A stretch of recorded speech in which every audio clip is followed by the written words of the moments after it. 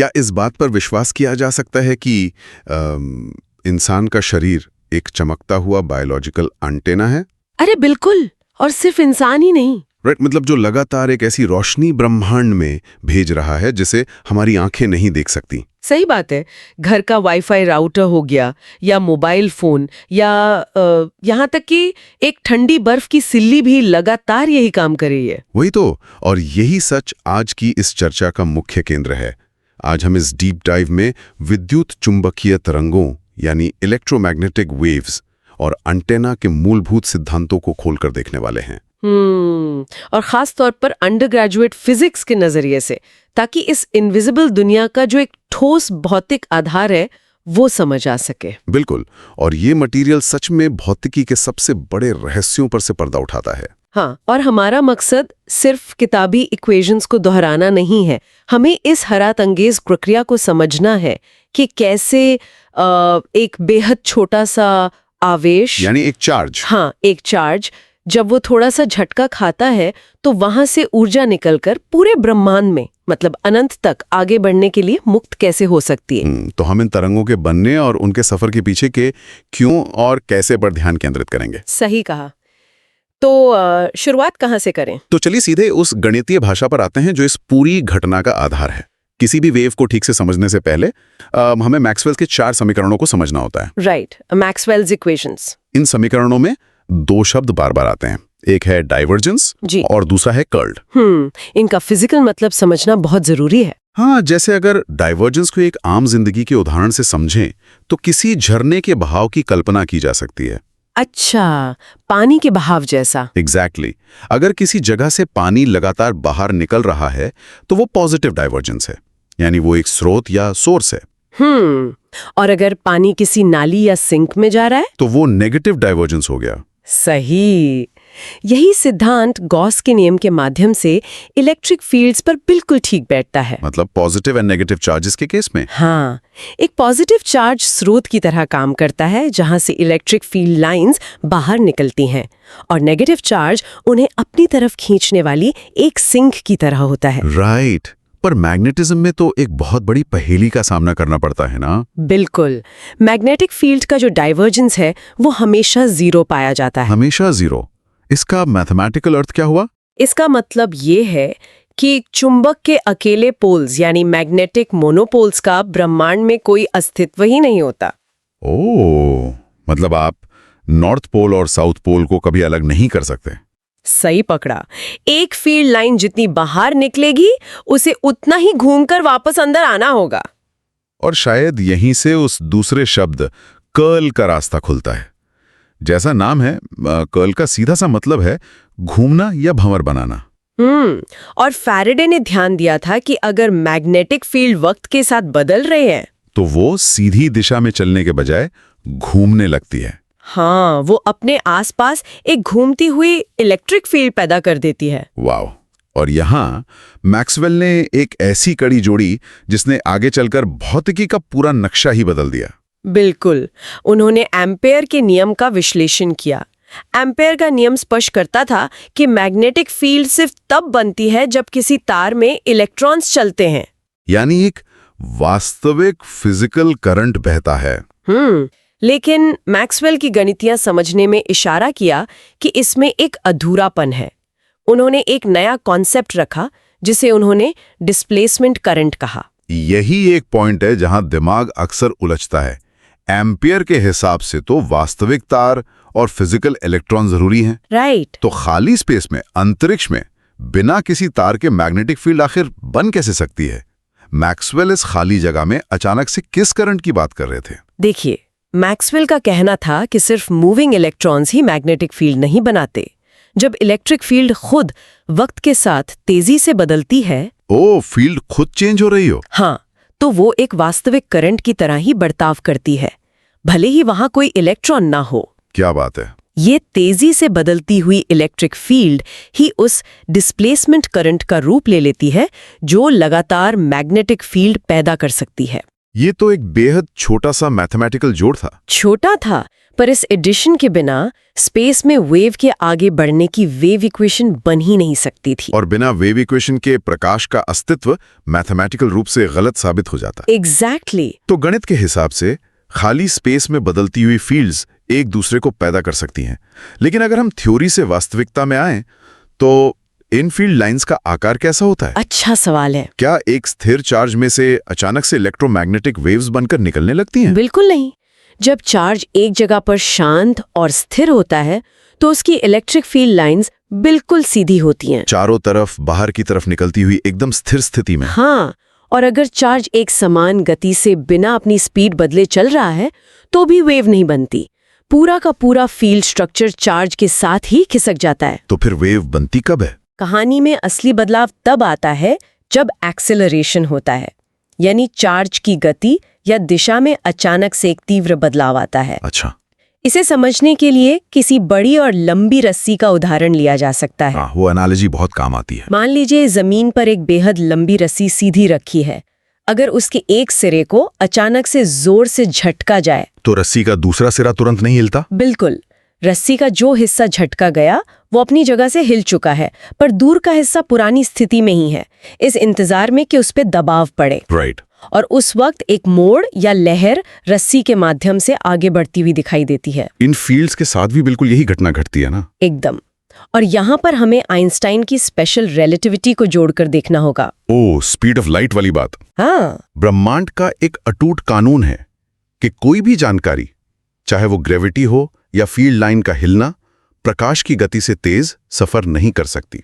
तो जब एक चार्ज अचानक से अपनी जगह बदलता है या एक्सेलरेट करता है तो उसके बिल्कुल नजदीक की इलेक्ट्रिक फील्ड को इस अचानक बदलाव का तुरंत एहसास हो जाता है और वो उसके मुताबिक अपनी दिशा बदल लेती है। पर जो फील्ड लाइन उस चार्ज से लाखों किलोमीटर दूर स्पेस में फैली हुई है, उसको तो अभी तक पता ही नहीं कि मूल चार्ज हिल चुका है। वही तो, उस दूर वाली फील्ड लाइन के अनुसार चार्ज अभी भी अपनी पुरानी स्थिति में ही मौजूद है। और इसीलिए पास की इलेक्ट्रिक फील्ड लाइन एक नई जगह पर है, दूर की फील्ड लाइन पुरानी जगह पर। और क्योंकि एक ही फील्ड लाइन आपस में से टूट या कट नहीं सकती, उन्हें जुड़ना ही पड़ता है, जिसके कारण उस फील्ड लाइन के बीच में एक तीव्र मोड़ या एक झटका पैदा होता है। सही कहा।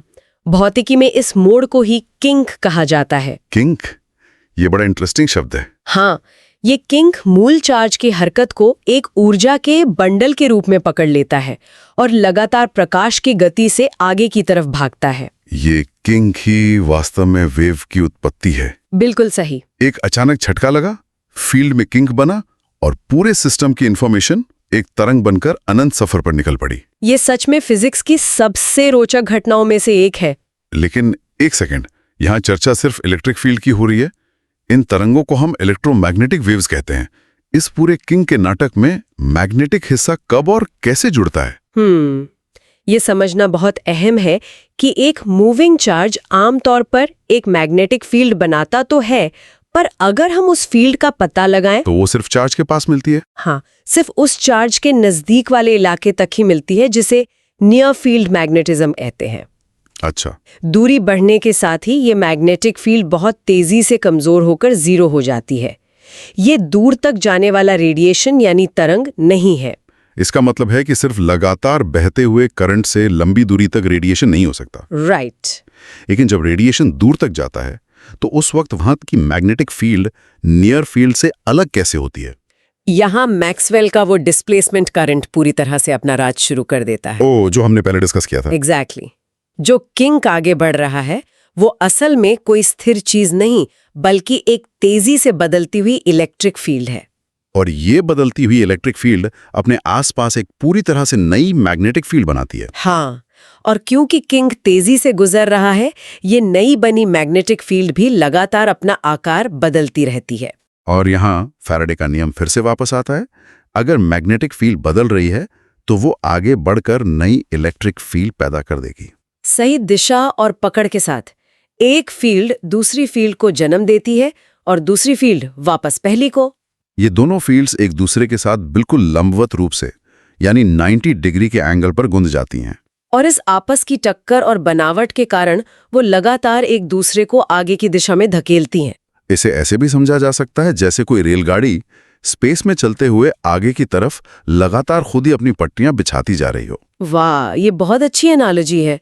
उसे अब अपने उस ओरिजिन स्टेशन से, जहां से उसने शुरुआत की थी, वहां के चार्ज से कोई लेना देना नहीं है। इसे सेल्फ सस्टेनिंग या आत्मनिर्भर घटना कहते हैं, राइट? बिल्कुल, यही वजह है कि अंतरिक्ष में बिना किसी चार्ज या बिना हवा और पानी के ये वैक्यूम में प्रकाश की गति से पूरे ब्रह्मांड में सफर कर सकती हैं। मैक्सवेल ने इन सभी बातों को सिर्फ गणित और समीकरणों से निकाला था। हाँ, सोचिए कितनी बड़ी बात थी। लेकिन सालों तक किसी को वास्तव में ये नहीं पता था कि ये अनदेखी ट्रेन और ये फील्ड्स आखिर दुनिया में बनाई कैसे जाएं। सही बात है, थ्योरी तो थी पर प्रैक्टिकल प्रूफ नहीं था। तो फिर वो आखिर कौन सा प्रयोग था जिसने इन मैथमेटिकल चमत्कारों को एक भौतिक वास्तविकता में साबित कर दिया? ये महत्वपूर्ण युगांतरकारी पल 1888 में आया, जब हाइनरिच हर्ट्ज अपनी लेबोरेटरी में प्रयोग कर रहे थे। हाँ, हर्ट्ज ने ध्यान दिया कि इन तरंगों को पैदा करने के लिए तीव्र एक्सेलरेशन की जरूरत थी। उन्होंने 2 धातु की वायर्स यानी मेटल रॉड्स ली। अच्छा। और उनके सिरों को पास लाकर बीच में एक बहुत ही मामूली सा गैप छोड़ दिया। फिर उन्होंने इन रॉड्स में एक बहुत हाई वोल्टेज का इंडक्शन कॉइल जोड़कर दबाव बढ़ा दिया। हाई वोल्टेज का मतलब है कि उन दोनों रॉड्स के बीच बहुत ही ज्यादा इलेक्ट्रिक प्रेशर बन गया होगा। बिल्कुल। और जब दबाव एक हद से गुजर गया तो उस हवा के गैप में अचानक करंट ने छलांग लगा दी, जिससे एक तीव्र चिंगारी या स्पार्क वहां पैदा हुई। वही चिंगारी विज्ञान का टर्निंग पॉइंट थी।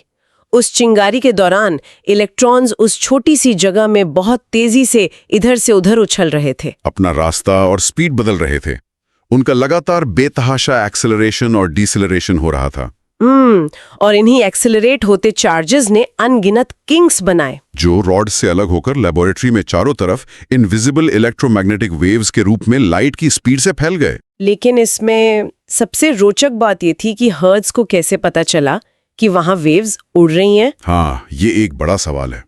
उनके पास तो कोई मॉडर्न डिटेक्टर नहीं था। उन्होंने लगभग 1 मीटर दूर एक छोटा सा गोल मेटल का वायर रखा हुआ था, जिसमें भी एक छोटा सा कट या गैप था। और उन दोनों के बीच कोई पावर सप्लाई या तार जुड़ी नहीं थी। कोई डायरेक्ट कनेक्शन नहीं था। पर जब वो इनविजिबल वेव्स उस रिसीविंग वायर से टकराईं, तो क्या हुआ?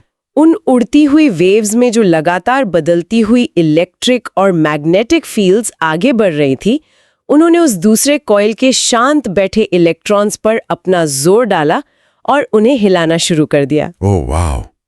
नतीजा ये निकला कि उस खाली बिना पावर के रखे कॉइल के गैप में भी एक छोटी सी चिंगारी उत्पन्न हो गई। एग्जैक्टली। यही मैक्सवेल के गणित की असल जीत थी। एक स्रोत ने ऊर्जा से वेव्स को पैदा किया, उन वेव्स ने बिना किसी रास्ते के हवा में सफर किया और उस ऊर्जा ने वापस एक नए डिवाइस को चालू कर दिया। ये इतनी हैरान करने वाली घटना है। आज का रेडियो, टेलीविजन और हाथ में रखा हुआ मोबाइल फोन, ये सब उसी लैब में उठी दूसरी चिंगारी का ही प्रारूप है। इन बेसिक प्रयोगों से निकलकर आज की इंजीनियरिंग ने आधुनिक एंटेनास का रूप कैसे तय किया है? क्या इनके सिद्धांत अभी भी उन चिंगारियों जैसे हैं? बिल्कुल। बेसिक भौतिकी नहीं बदलती, सिर्फ इंजीनियरिंग बदलती है। एक रियल डाइपोल एंटेना का डिजाइन देखा जाए तो उसमें चिंगारी के बजाय एक साफ ऑल्टरनेटिंग वोल्टेज का इस्तेमाल होता है। अच्छा। इस वोल्टेज के कारण एंटेना के अंदर मौजूद इलेक्ट्रॉन्स का पूरा झुंड लगातार एक सिंक्रोनाइज्ड रिदमिक ढंग से आगे पीछे होता रहता है। हाँ, उनका एक्सेलरेशन और डिसेलरेशन बहुत स्मूथ होता है। ये इलेक्ट्रॉन्स लगातार किंक पैदा करते रहते हैं, जो स्मूथ तरंगों के रूप में रेडिएट होते हैं। एक बात जो हमेशा सामने आती है कि रेजोनेंस या एकदम परफेक्ट सिग्नल भेजने के लिए एंटेना की लंबाई तरंगदैर्ध्य यानी वेव की वेवलेंथ की ठीक आधी होनी चाहिए। ऐसा क्यों? ये पूरी तरह से इलेक्ट्रॉन्स के रेजोनेंस पर निर्भर है।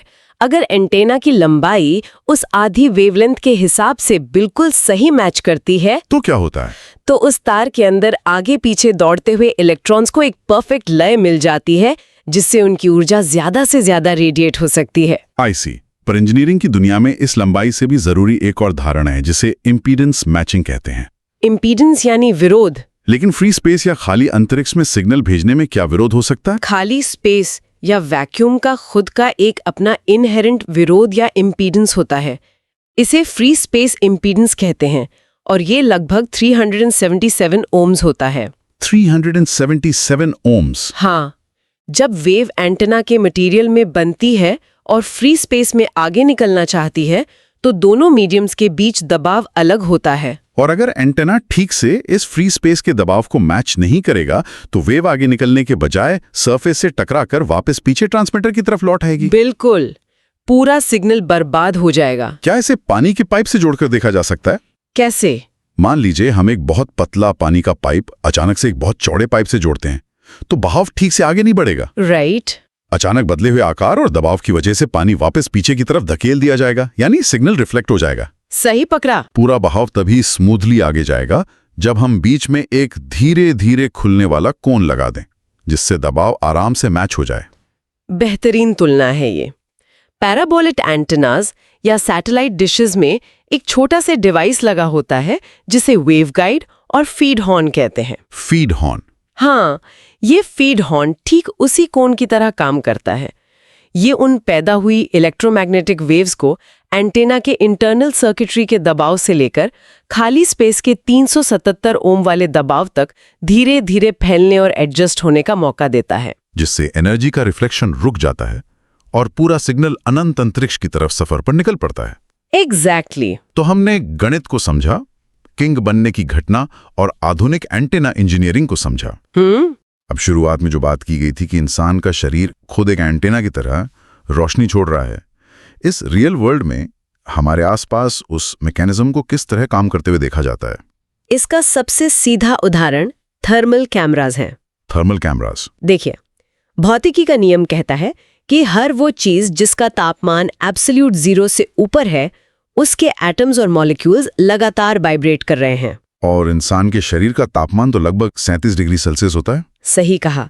इस तापमान पर हमारे शरीर के अंदर के मॉलिक्यूल्स और उनके साथ जुड़े आवेश लगातार झटके खा रहे हैं। हर झटका एक किंक बनाता है और उन किंक से रेडिएशन निकलता है। ये खास तौर पर लगभग 10,000 नैनोमीटर वेवलेंथ पर इंफ्रारेड रेडिएशन होता है ना? बिल्कुल। पर क्योंकि हमारी आंखें इस वेवलेंथ को देखने के लिए बनी ही नहीं है, हमें कुछ दिखाई नहीं देता। परंतु थर्मल कैमरास इस इनविजिबल रोशनी के उस खजाने को डिटेक्ट करते हैं और उसे डिजिटल स्क्रीन पर बदल देते हैं। हाँ, जिससे अंधेरे में खड़ा हुआ इंसान जिसके इलेक्ट्रॉन्स रेडिएट कर रहे हैं वो भी चमकता हुआ दिखने लगता है। ये तो एकदम जादू जैसा लगता है। और यही सिद्धांत माइक्रोवेव ओवन जैसी तकनीक में भी नजर आता है। वहां भी तो आवृत्ति या फ्रीक्वेंसी का ही पूरा खेल है। बिल्कुल सही। माइक्रोवेव ओवन में लगभग 2.4 गीगाहर्ट्ज की फ्रीक्वेंसी पर इलेक्ट्रोमैग्नेटिक वेव्स बनाई जाती हैं। और इस स्पेसिफिक फ्रीक्वेंसी में क्या खास है? खास बात यह है कि ये फ्रीक्वेंसी पानी के मॉलिक्यूल्स को हिलाने और घुमाने के लिए एकदम सटीक होती है। खाने के अंदर का पानी जब इन तरंगों को झेलता है तो उसके इलेक्ट्रॉन्स घूमते हैं, जिससे फ्रिक्शन बनता है और कुछ ही सेकंड्स में उस घुमाव की वजह से खाना अंदर तक गर्म हो जाता है। हाँ, और आश्चर्य की बात यह है कि सैटेलाइट कम्युनिकेशन और राडार में भी लगभग यही फ्रीक्वेंसीज का इस्तेमाल स्पेस में संचार के लिए किया जाता है। तो चलिए आज की चर्चा पर एक नजर डालते हैं। मैक्सवेल के इक्वेशंस, डाइवर्जेंस और कर्ल जो समझाते हैं कि बदलती हुई इलेक्ट्रिक फील्ड एक मैग्नेटिक फील्ड बनाती है। राइट। उसके बाद एक्सेलरेशन के कारण रिलेटिविटी से पैदा हुआ फील्ड किंक जो तरंग को चार्ज से काट कर अलग कर देता है। बिल्कुल। फिर हर्ट्ज की चिंगारी जिसने इसे साबित किया, और इंजीनियरिंग में इंपीडेंस मैचिंग जो सिग्नल को बाहर निकालने देती है। इन सब से एक क्लियर तस्वीर मिलती है कि एनर्जी कैसे सफर करती है। लेकिन इस चर्चा को समाप्त करने से पहले एक नया रास्ता खोलना बहुत जरूरी है। वो क्या? हमने देखा कि ये इलेक्ट्रोमैग्नेटिक तरंगे एनर्जी और इंफॉर्मेशन ले जाती हैं, लेकिन उनका एक और बेहद हैरान अंगेज पहलू है जिसके बारे में बहुत कम सोचा जाता है। ऐसा क्या पहलू है?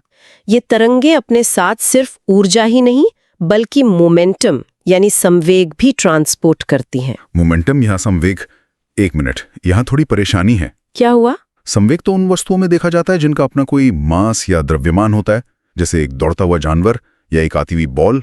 लेकिन इन तरंगों और रोशनी का तो अपना कोई मास ही नहीं होता, तो इनमें संवेग कैसे आ सकता है? यही तो क्वांटम फिजिक्स और इलेक्ट्रोमैग्नेटिज्म के संयोग का असली जादू है। जब लाइट या इलेक्ट्रोमैग्नेटिक वेव किसी चीज से टकराती है तो वो वास्तव में उस पे एक हल्का सा ठोस धक्का या दबाव डालती है। अच्छा।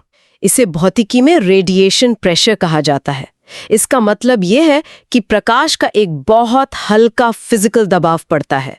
ओ वाओ, तो इसका प्रैक्टिकल यूज क्या है? अगर अंतरिक्ष में एक बहुत ही बड़ा हल्का और रिफ्लेक्टिव पर्दा यानी फॉयल लगाया जाए तो सूर्य से लगातार आने वाली ये तरंगे उस पर्दे पर टकराएंगे और बिना मास के होने के बावजूद उसे लगातार आगे की तरफ ढकेलती रहेंगी। एग्जैक्टली यही वो संकल्पना है जिसे सोलर सेल्स का नाम दिया गया है। इसका मतलब यह है कि भविष्य में अगर हमें अंतरिक्ष यान को दूसरे तारों तक भेजना है तो उसमें भारी ईंधन भरने की जरूरत नहीं होगी। सही कहा।